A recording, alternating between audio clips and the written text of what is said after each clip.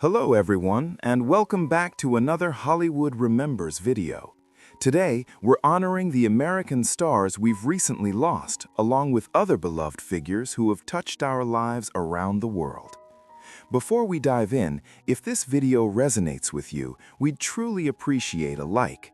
It helps us continue sharing these heartfelt tributes with the respect and care they deserve. Thank you for your support. And now, let's begin. Ronyell Whitaker was a devoted athlete whose journey to the National Football League reflected resilience, discipline, and quiet determination. Born in Norfolk, Virginia, he rose through dedication and faith, earning respect as a standout at Virginia Tech before signing with the Tampa Bay Buccaneers as an undrafted free agent in 2003. A moment that inspired countless young players who believed in second chances. As a cornerback, Whitaker brought intensity and heart to every snap, embodying the spirit of perseverance that defines the very best of the game. Those who watched him play remember not only his skill, but his steadfast commitment to his teammates and community.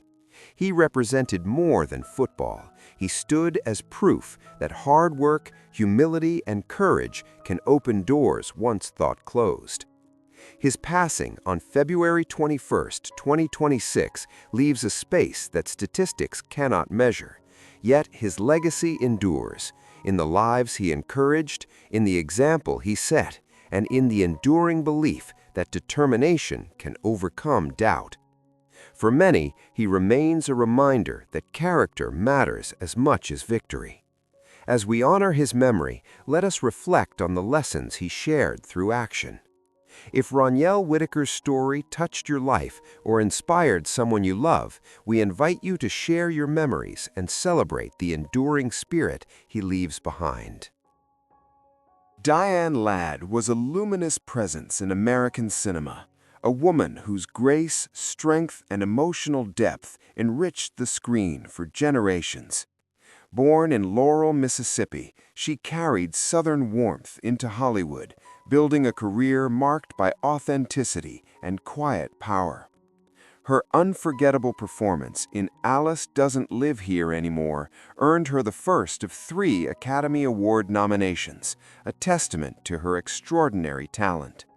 She later moved audiences again in Wild at Heart and Rambling Rose, the latter shared memorably with her daughter, Laura Dern, a rare and touching celebration of family and art intertwined.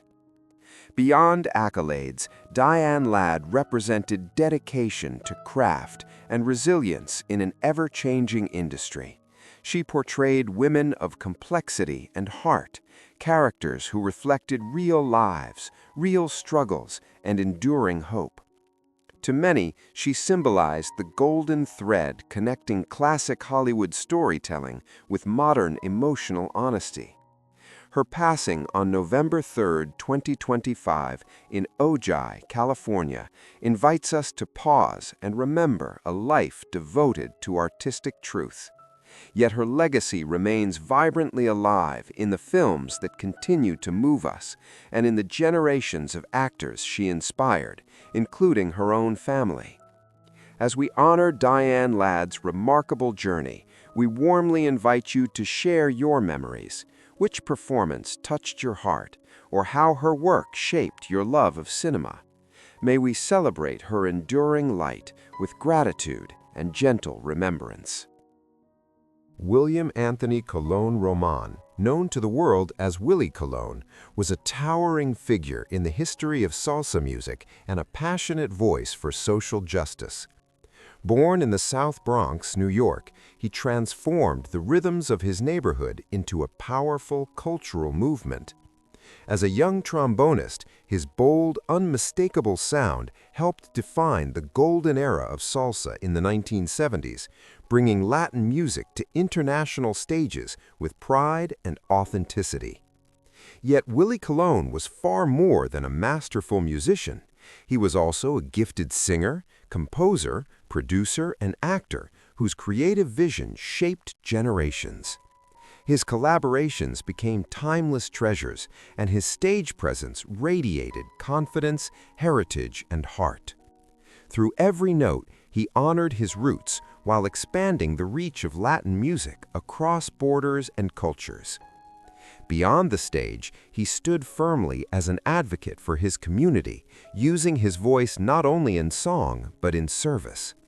His commitment to social causes reflected a life guided by purpose as much as talent.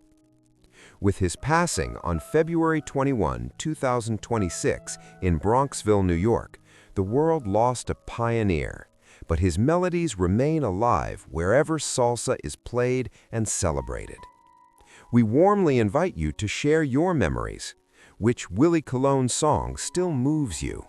How did his music shape your life or your family's traditions? May his enduring rhythm continue to inspire hope, unity, and pride for generations to come. Long before the lights dim and the orchestra swells, there is a particular stillness that seems to follow Barry Manilow wherever he goes. It is not silence, but something steadier, a feeling that the room is about to remember itself. For decades, his presence has carried that quiet anticipation, as though time politely pauses in recognition. In a world that often rushes past its own melodies, he has remained a custodian of feeling.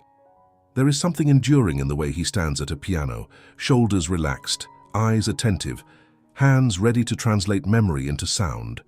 His music has never depended on spectacle alone. It has relied on sincerity, on the careful architecture of a song that knows where it is going and why.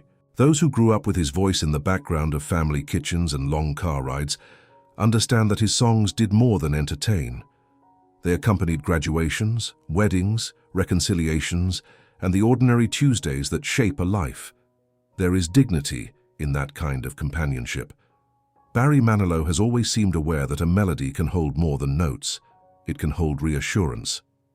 In his phrasing, there is patience. In his arrangements, there is generosity, space for strings to breathe and for lyrics to land gently. He does not rush the emotional truth of a song. He allows it to unfold with the courtesy of someone who respects the listener's history. That respect may be the quiet foundation of his lasting presence. Even now, in the maturity of a career that has spanned generations, he continues to step onto stages not as a relic of nostalgia, but as an active participant in the present moment.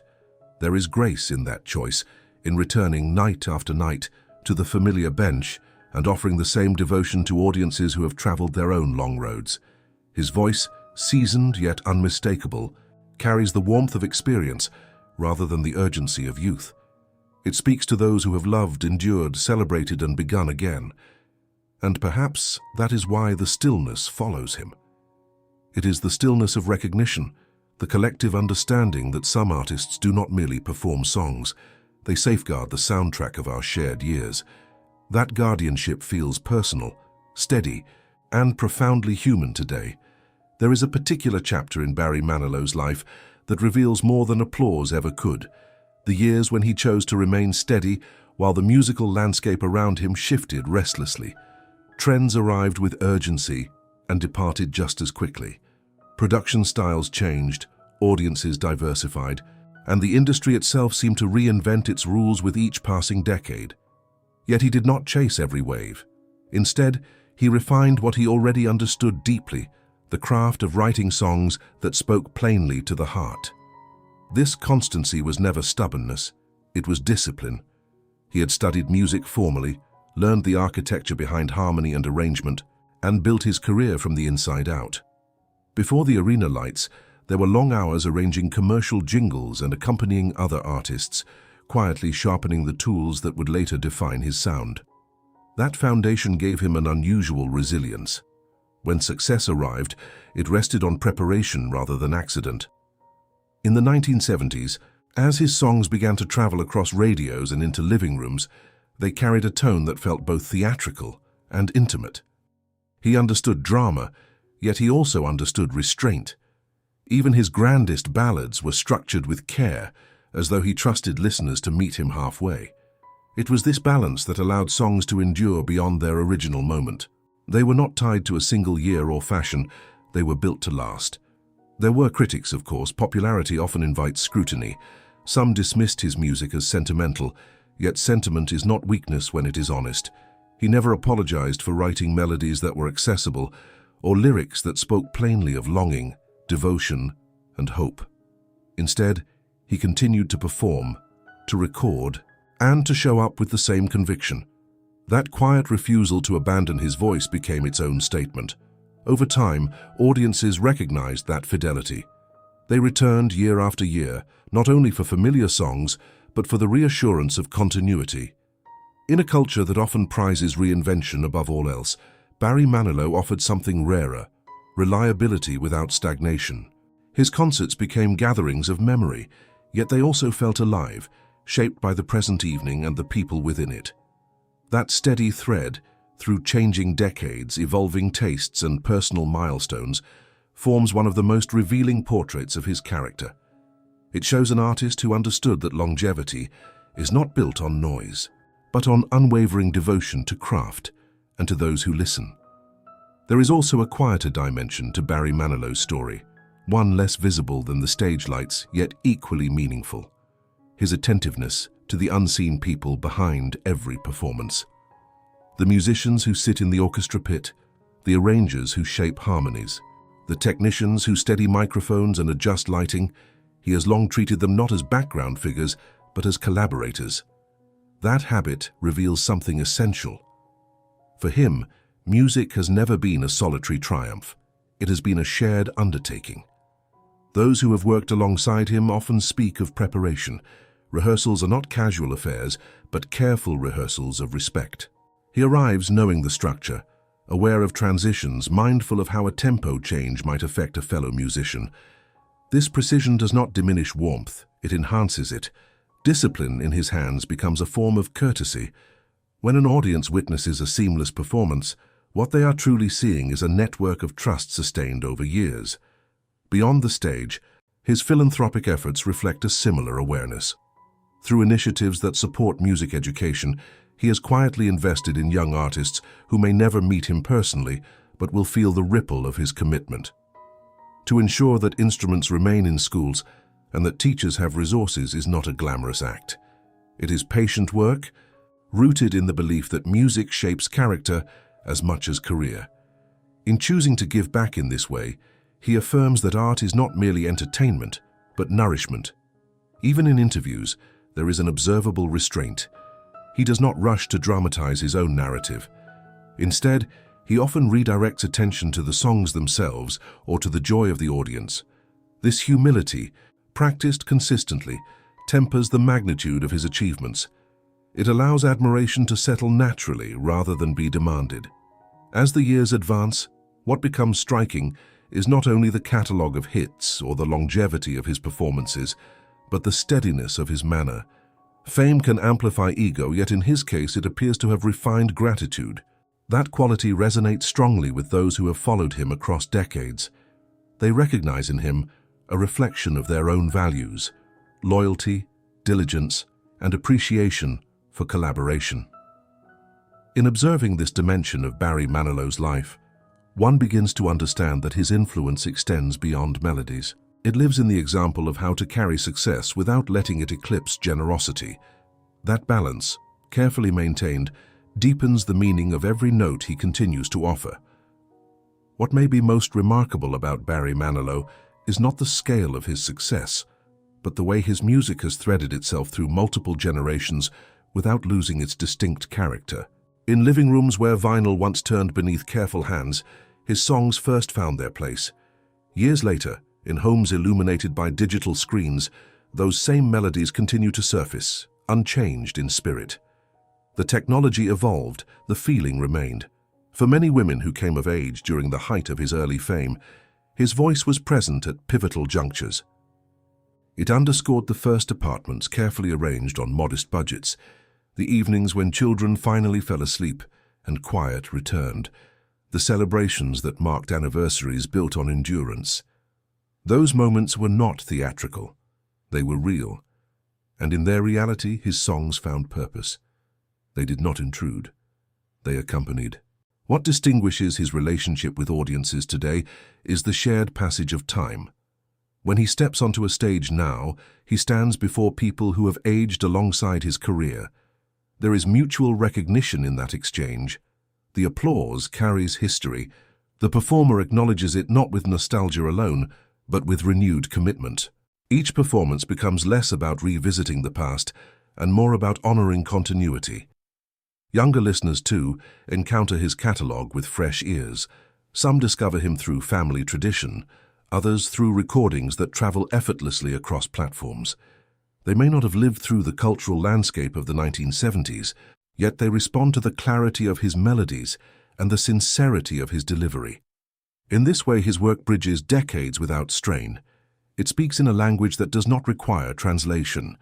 There is dignity in remaining present across such a span.